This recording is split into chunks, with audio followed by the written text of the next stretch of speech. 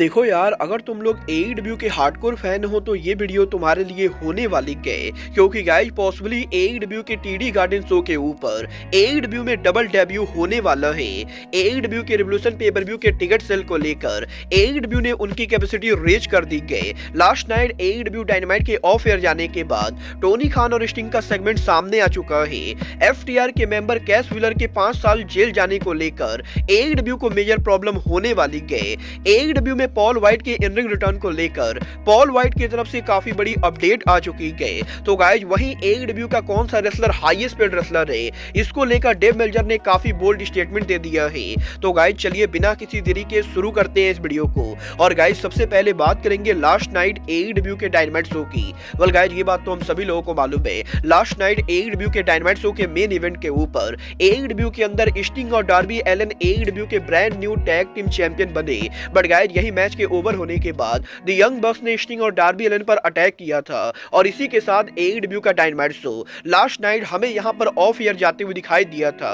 But guys यही AEW dynamite के of air जाने के बाद टोनी खान अरीना के अंदर अराइव होते गए और गाइस टोनी खान यहां पर रिंग के अंदर आके डार्बी एलन और स्टिंग को चेक करते गए। और गाइस जैसा कि आप इस वीडियो के अंदर देख सकते हो, टोनी खान यहां पर काफी हम्बल तरीके से स्टिंग को रिंग के अंदर हग कर रहे गए। और गाइस यहां पर डायनामाइट के ऑफ एयर जाने के बाद टोनी खान यहां पर एईडब्ल्यू के अंदर स्टिंग को ट्रिब्यूट देते गए, जो कि मेरे हिसाब से काफी ब्यूटीफुल मोमेंट था। बट गाइस जहां तक बात रही लास्ट नाइट एईडब्ल्यू के डायनामाइट शो की, तो गाइस अब मैं आपको बता दूं, एईडब्ल्यू के last night dynamite show per revolution pay per view के मेन इवेंट के कंफर्म होने के बाद अब एईडब्ल्यू के रिवोल्यूशन पेपर व्यू के हैवी टिकट डिमांड की वजह से एईडब्ल्यू ने रिवोल्यूशन पेपर व्यू की कैपेसिटी को रेज कर दिया है। वेल गाइस वैसे तो एईडब्ल्यू के रिवोल्यूशन पेपर व्यू यहां पर 15,600 टिकट सोल्ड आउट कर चुका था। बट गाइस क्योंकि अब भी यहां पर फैंस पेपर व्यू के टिकट की डिमांड कर रहे थे, तो अब यहां पर एईडब्ल्यू के रिवोल्यूशन पेपर व्यू की फाइनल कैपेसिटी एईडब्ल्यू ने करीबन 16,207 कर दी गई, जहां पर 16,260 टिकट में से एईडब्ल्यू ने करीबन 15,660 टिकट सोल्ड आउट कर दिए हैं। बट गाइस अब यहां पर एईडब्ल्यू के रिवोल्यूशन पेपर व्यू के ऊपर एईडब्ल्यू को करीबन 500 टिकट सोल्ड आउट करना बाकी गए, जो कि मेरे हिसाब से एईडब्ल्यू आराम से करने वाली गए। वेल देखना बहुत ही दिलचस्प होने वाला है कि रिवोल्यूशन पेपर व्यू के 16,000 टिकट सोल्ड आउट होने के बाद क्या टोनी खान कैपेसिटी को और बढ़ाते हैं या नहीं। बट गाइस चलिए फिलहाल आगे बढ़ते और बात करते हैं एफटीआर के मेंबर कैश व्हीलर की। वेल गाइस ये बात तो मैं आपको काफी बार ऑलरेडी बता चुका हूं कि लास्ट ईयर यहां पर अमेरिका के अंदर कैश व्हीलर ने यहां पर सड़क पर एक झगड़े के अंदर एक इंसान को बंदूक से दिखाकर डराने की कोशिश की थी। और गाइस यहां पर रोड रेज के मामले में जब यहां पर कैश व्हीलर ने सड़क के ऊपर एक इंसान को बंदूक दिखाकर डराने की कोशिश की, तो गाइस इस मामले को लेकर कैश व्हीलर के ऊपर केस हुआ। और गाइस यहां पर ये जो केस है अब यहां पर काफी ज्यादा सीरियस हो चुका है, क्योंकि गाइस यहां पर फ्लोरिडा की काउंटी ने ये कंफर्म कर दिया है कि वो यहां पर कैश व्हीलर के ऊपर सीरियस चार्जेस लगाने वाले गए। और गाइस अगर यहां पर कैश व्हीलर के वकील उनको नहीं बचा पाते गए, तो गाइस यहां पर पॉसिबली बहुत ही जल्द कैश व्हीलर को अमेरिका के अंदर जेल के अंदर डाला जाएगा। और गाइस यहां पर फ्लोरिडा के कानून के हिसाब से कैश व्हीलर इस मामले के अंदर करीबन 5 सालों के लिए जेल जा सकते गए। और गाइस अब यहां पर ये पूरी तरह से कैश व्हीलर की वकील के ऊपर है कि वो उन्हें बचा पाता है या नहीं। वेल गाइस यहां पर मुझे इसके काफी ज्यादा चांसेस लगते गए कि कैश व्हीलर काफी बुरा फंसने वाले गए। बट गाइस मैं यहां पर बिल्कुल भी नहीं चाहूंगा कि कैश व्हीलर 5 सालों के लिए जेल के अंदर जाए। बट गाइस चलिए फिलहाल आगे बढ़ते और बात करते हैं पॉल वाइट के एईडब्ल्यू में इन रिंग रिटर्न सिचुएशन की।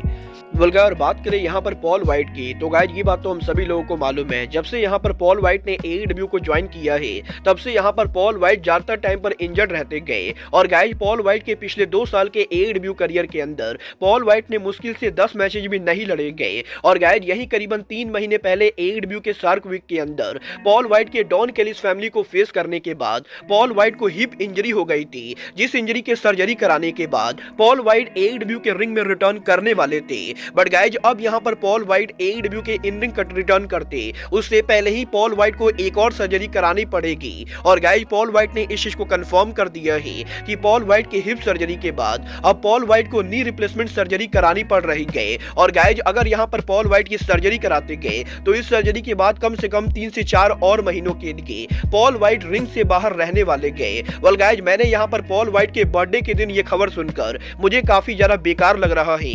और गाइस मैं पर्सनली ये होप करता हूँ कि पॉल वाइट फ्यूचर में AEW के रिंग में दोबारा कम्पीट करे।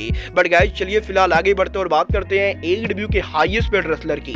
वेल गाइज ये बात तो हम सभी लोगों को मालूम है, AEW में मर्सिडीज मोन पॉसिबली वुमेन डिवीजन की हाईएस्ट पेड रेसलर होने वाली गए। और क्योंकि मोन यहाँ पर WWE के अंदर $5 मिलियन सैलरी की डिमांड कर रही थी, तो गाइज पॉसिबली अगर यहाँ पर टोनी खान ने मर्सिडीज मोन को 3 मिलियन या 4 मिलियन भी दिया होगा तो मोन यहाँ पर AEW की हाईएस्ट पेड रेसलर हो सकती है। बट गाइज यही अब AEW के हाईएस्ट पेड रेसलर को लेकर रेसलिंग ऑब्जर्वर डेव मेल्जर का काफी बोल्ड स्टेटमेंट आ रहा है।